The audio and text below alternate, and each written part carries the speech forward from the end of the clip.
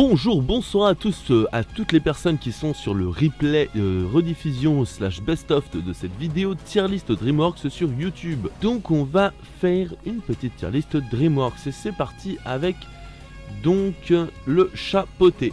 Alors le chapeauté, ça fait longtemps que je l'ai pas vu, personnellement, mais en vrai, dans mes souvenirs il était très bon, ça trouvait juste bon, mais en tout cas j'ai de très bons souvenirs. Il est pas incroyable en termes de puissance émotionnelle, etc., mais il a vraiment un bon côté feel good que j'aime bien.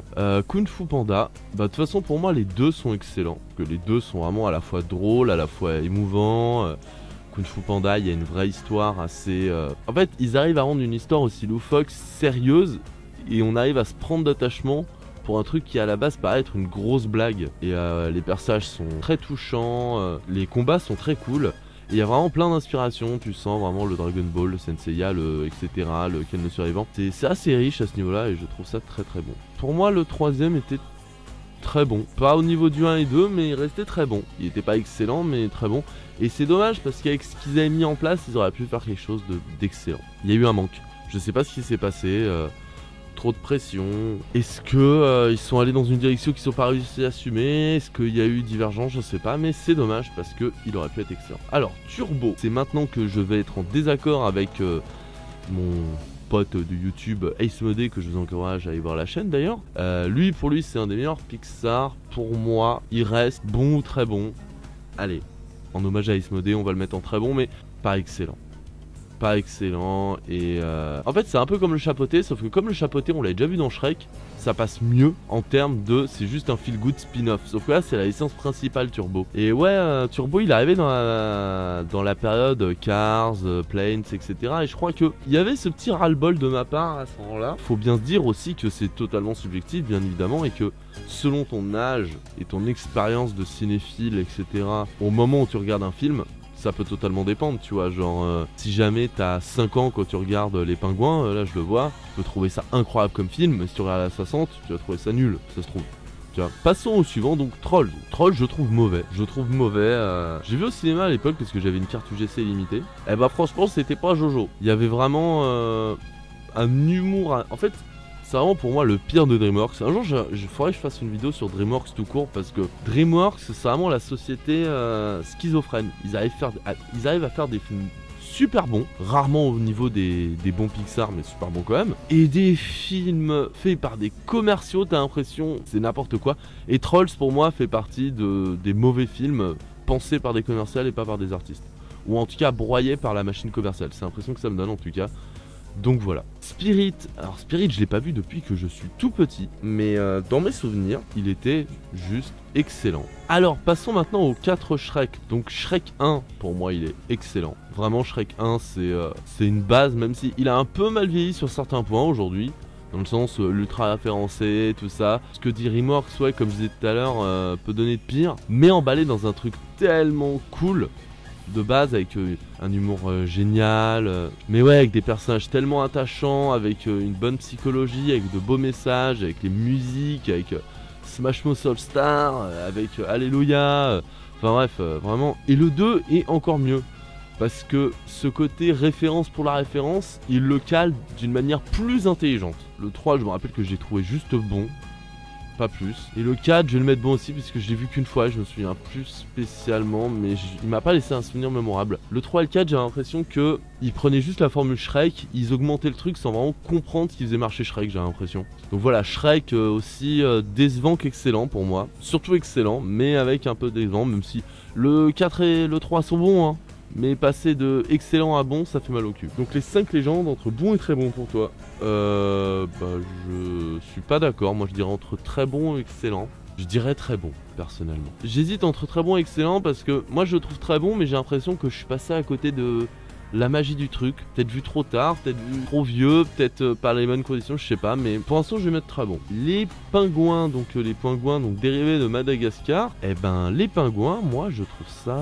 J'hésite entre bon et très bon. Bon, Turbo j'ai mis dans très bon, les pingouins je mets dans très bon. En fait... Non, quoique. Turbo, les pingouins et le chapeauté, je mets ça en bon.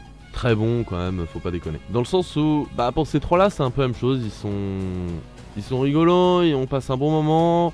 Et j'aime beaucoup la personnalité des pingouins. En plus, c'était vraiment les persos que je préférais dans Madagascar. Mais la plus-value n'est pas là, je trouve. Et ça fait plus spin-off qu'autre chose. Ce que c'est, évidemment. Mais pour Turbo, comme j'ai dit, ça fait un peu mal au cul de se dire que ça fait spin-off alors que non, c'est la série principale. Alors, passons maintenant à Mr. Peabody et Sherman. Alors moi, je les mettrais en bon ou très bon. Allez, bon. Bon plus. Bon plus parce que ça pourrait être mieux, en vrai. Ça pourrait être mieux, Mr. Peabody et Sherman. Mais, en fait, c'est parce que ça pourrait être mieux que je le mets en bon. Vraiment, sinon c'est dommage parce que c'est pas dégueu. Moi j'ai passé un plutôt bon moment. Alors Monstre contre Alien, je le mettrais dans bon aussi. Personnellement je le mettrais pas dans excellent, je le mettrais pas dans très bon. Parce que on est vraiment dans le niveau humour, c'est sympa, ça fait plaisir, même s'il y a des trucs. Mais Monstre contre Alien, ouais, je le mettrais peut-être en bon plus, Peabody et Sherman. Megamind, alors Megamind d'ailleurs j'ai fait une vidéo dessus, si jamais vous voulez la voir n'hésitez pas. Megamind, moi je le mets en très bon personnellement. Alors je sais il peut sembler être de la même veine que Monstre contre Alien ou Peabody et Sherman, un film bon plus, mais je sais pas, c'est le personnage, les thématiques, l'ambition visuelle, y a plein de trucs qui ont fait qu'il a cette petite touche en plus qui fait qu'il est pas excellent, mais qu'il est au-dessus de la mêlée de tout cela en fait.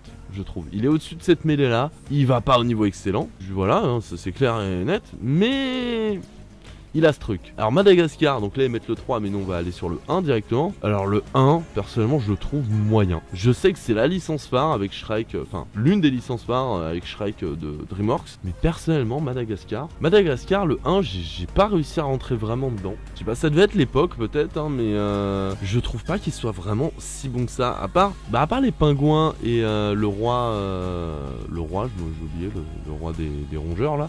J'ai oublié son nom, j'ai même oublié quelle espèce c'est, mais à part le roi et les pingouins, je les trouve pas si ouf les personnages. L'humour, ouais, et les thématiques, pour le coup les thématiques je les aime bien, mais je sais pas, il prend pas. Et alors le 2, pour moi il prend encore moins. Madagascar 2, je sais pas, j'ai pas réussi, Retour en Afrique 2, mais non. Alors qu'ironiquement, le 3, je mettrais dans bon, parce que je trouve que le 3, comparé au 1 et 2, en fait le 1 avait un bon potentiel, mais gâché par des personnages qui ne me plaisent pas assez et par trop d'humour. Le 2 est allé dans trop d'humour mais tout en étant lourd. Mais je sais pas, le 3 en fait c'est le côté on assume qu'on fait un truc léger sans se prendre la tête. Comparé au 1 ou 2 où ils essayaient de faire autre chose de plus sérieux mais qui marchait pas avec le côté trop fun qu'ils ont mis en place. Je sais pas si vous voyez ce que je veux dire.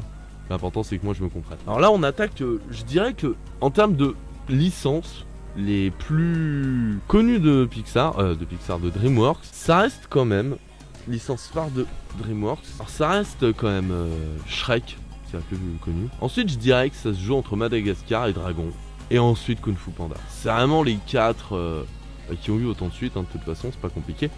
Et Dragon, pour le coup. Alors à titre personnel, je préfère KFP, mais en termes de licence, et je préfère limite Shrek. Mais en termes de licence, tous les dragons sont excellents. Et limite, je préfère KFP encore, même pas, je suis même pas sûr. Mais en fait, les dragons sont vraiment excellents en termes de fil d'évolution. Chaque film, individuellement et dans son ensemble, est excellent. C'est visuellement dingue. Le fait qu'ils osent faire grandir les personnages, plutôt que les faire laisser enfants ou ados, etc. Au fur et à mesure, non seulement ça passe très bien, mais en plus, c'est pertinent. Et plus j'y pense en fait, plus je vais mettre les dragons en God, je crois. Hein. Ouais, allez, je mets dragons en God, rien à foutre. Parce que les films sont vraiment incroyables. Mais ouais, dragon, excellent personnage, excellente musique, excellente réalisation, l'évolution, les thématiques, tout ça. Ils osent des trucs en plus, ils osent vraiment des trucs. Genre le personnage qui a une jambe atrophiée, c'est pas anodin quoi. Et d'autres trucs avec les parents, avec tout ça, je vous spoil pas, mais vraiment, j'aime le 3, la fin du 3 quoi. Mais vraiment excellent. Alors, Home, personnellement, je le trouve mauvais ou infâme, Home. Je trouve infâme. Vraiment, je le trouve nul. Mais nul. C'est pas drôle, y a rien de spécial, c'est moche en plus, je trouve ça moche, ils ont fait tellement plus beau. T'as l'impression que c'est allez, on en fait un vite fait pour l'année fiscale quoi. J'ai même pas envie d'en parler parce que je trouve ça nul à chier personnellement. On va passer directement aux croûtes parce qu'on va pas s'emmerder avec des merdes. Hein. Les croûtes, alors le 1, je trouve excellent ou très bon. Allez, très bon. Je trouve très bon. Et le 2 pareil. Par contre, je sais pas pourquoi, mais je trouve le 2 plus moche que le 1. Enfin, visuellement, ils ont fait un truc sur le 2 que je trouve plus moche, alors qu'il est sorti des années plus tard. Et les deux sont vraiment cool. Je sais pas si... En fait, je les ai vus trop récemment, donc je pourrais pas dire si le 2, je le mettrais peut-être en bon. Non, allez, on va laisser ça comme ça. Mais ouais, bon, ça vaut pas un truc genre dans le même délire de Pourquoi j'ai pas mangé mon père de Jamel Debbouze, qui est vraiment excellent, d'ailleurs je vous le conseille. Mais ouais, dans sa catégorie, et vraiment, les croûtes, c'est vraiment cool. Passons maintenant à Captain Super Slip. Captain Super Slip, qui est juste excellent. C'est fou, hein, parce que pour un film comme ça, genre le nom s'appelle Captain Super Slip, quand tu vois la gueule du personnage, tu pourrais te dire que c'est... Ouais, c'est marrant, ça va être... Alors, est-ce que c'est le fait qu'il m'a surpris en étant vraiment si bon que ça que je le mets aussi haut? Peut-être. Mais j'ai trouvé les thématiques, il y avait un petit côté un peu la cour de récré, vous voyez, genre... Ça montre le point de vue des enfants. Ça montre une espèce de fraîcheur, une espèce de candeur d'enfant. Un peu à la Ferris Bueller pour les ados, vous voyez, vraiment... Moi, j'ai trouvé ça grave cool. Il y a une inventivité, il y a une passion, il y a une naïveté dans le truc que vraiment j'ai trouvé grave rafraîchissant. Et je ne peux que vous conseiller Captain Super Slip qui, si vous ne l'avez pas vu. Passons donc maintenant à Baby Boss. Alors Baby Boss, bah moi j'ai trouvé très bon. Je sais qu'il y en a qui le trouvent excellent, je sais qu'il y en a qui le trouvent mauvais. Moi j'ai trouvé très bon. Il y a 2-3 trucs qui fait que, ouais, ça aurait pu être mieux. Ça aurait pu être mieux, j'hésite à le mettre en bon en vrai. Parce qu'il y a quelques trucs qui font que en vrai, sur le coup c'était sympa, mais compliqué. Bon allez, on va le mettre en très bon pour le côté voilà. Alors B-Movie donc, non Baby Boss, très bonne surprise. B-Movie, infâme selon fan de GX. Et bah j'hésite entre infâme et mauvais, mais allez, infâme je suis d'accord. Ce film, le problème. Je même pas envie d'en parler, il y en a qui en ont parlé mieux que moi. De ce que je me souviens, les morales sont nulles, l'histoire est pas si intéressante. Enfin voilà quoi, c'est vraiment... voilà quoi, zéro intéressant là. Bref, celui-là, dont je me souviens plus le nom, bah moi je l'avais trouvé moyen. Moyen plus, tu vois, genre sympa, mais ça pète pas trois pattes, hein. Genre ouais, ok, je vois l'idée quoi. Ouais non, le truc de la forêt, c'était sympa, mais après si tu prends ça pour un Pixar, en fait pour une boîte lambda j'aurais trouvé ça bon, mais pour un Pixar, Pixar DreamWorks, ça aurait pu être mieux en vrai, hein, c'est pas si... peut mieux faire, voilà, peut mieux faire. Gang de requins. Alors Gang de requins, j'avais adoré quand j'étais petit. Je sais pas, j'avais adoré. Peut-être parce que j'en avais pas vu beaucoup et que... Enfin, pas adoré, j'avais trouvé vraiment très bon. Et aujourd'hui, même si je sais qu'il y a beaucoup de défauts, j'ai envie de le mettre en bon. Ouais, je vais mettre moyen pour objectivité, Gang de requins, parce que... Non, allez, je le mets en bon. Voilà, je le mets en bon parce que... Nostalgie, parce qu'il est pas si mauvais que ça, et parce que... Il y a des personnages attachants, parce qu'il y a Scorsese qui fait une voix, c'est n'importe quoi. On sent que DreamWorks c'est Spielberg hein, un peu. Et ouais, il y a des bonnes thématiques en vrai sur certains points, même si bon, c'est pas bien amené. Parce que la thématique de ouais, faut être heureux avec ce que t'as devant toi, ne pas chercher la gloire, le capitalisme, tout ça, n'est pas assez bien mis. Et quand t'es petit, tu penses juste, ouais, il avait l'air quand même vachement heureux quand il était riche. Ce qui est problématique, je trouve. Donc pour Gang de requins, bon pour la nostalgie, je mettrais peut-être en moyen plus ou en bon moins quoi, dans l'idée. Simbad. Ben Simbad est juste excellent en fait. Simbad est vraiment très très bon. Je me rappelle à l'époque, je l'avais vu au cinéma. Par hasard, mon père m'avait donné de l'argent pour aller au cinéma. Il m'a donné de l'argent pour aller au Cinoche, ce que j'ai fait. Je suis allé voir Simbad. Et dans mes souvenirs, il y avait... pendant Simbad, il y avait la pub de Pirates des Caraïbes 1. Je me suis dit, ah, ça avait l'air sympa la bande-annonce. Et juste avant, je me suis dit, ah, la prochaine fois que j'irai au cinéma, peut-être que voilà, je ferai ça. Et j'ai vu Simbad. Je suis allé revoir le lendemain, tellement j'ai kiffé. J'avais adoré à l'époque. C'est dynamique, c'est marrant. Bon, aujourd'hui, il y a 2-3 effets 3D qui piquent un peu les yeux. Mais pour l'époque, c'était vraiment ouf, je trouve.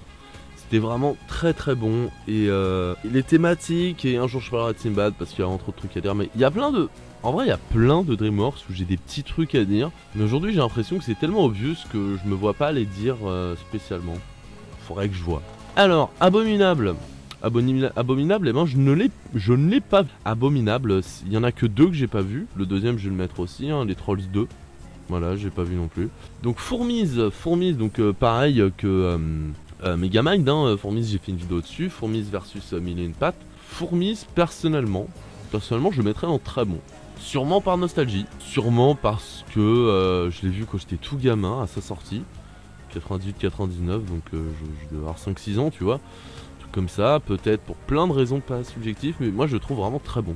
j'irai pas jusqu'à excellent, mais très bon. Donc passons maintenant à Story City, que moi j'ai trouvé mauvais personnellement. Story City, je l'ai vraiment trouvé mauvais. Je l'ai vu à sa sortie, je l'ai pas revu depuis, donc peut-être qu'il est bien. Mais non, même pas infâme en fait. Moi je l'ai trouvé infâme, j'allais dire mauvais, mais je préférais Trolls et Madagascar 2 largement. Largement, vraiment, Story City. Waouh quoi. Waouh à quel point j'aimais pas. Voilà.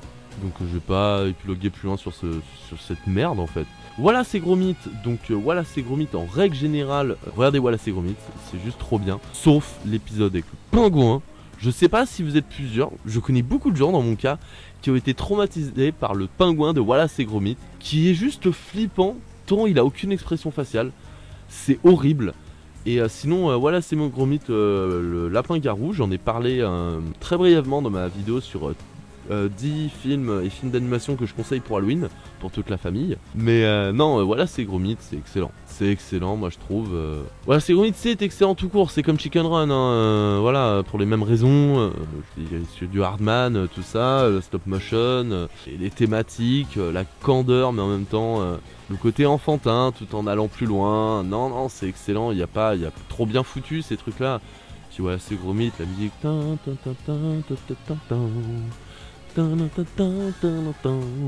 Trop bien, juste trop bien. Bref, regardez voilà c'est gros mythes et Chicken Run si vous avez pas vu, c'est vraiment très cool. Et on va finir avec 2 autres bangers, hein, parce que...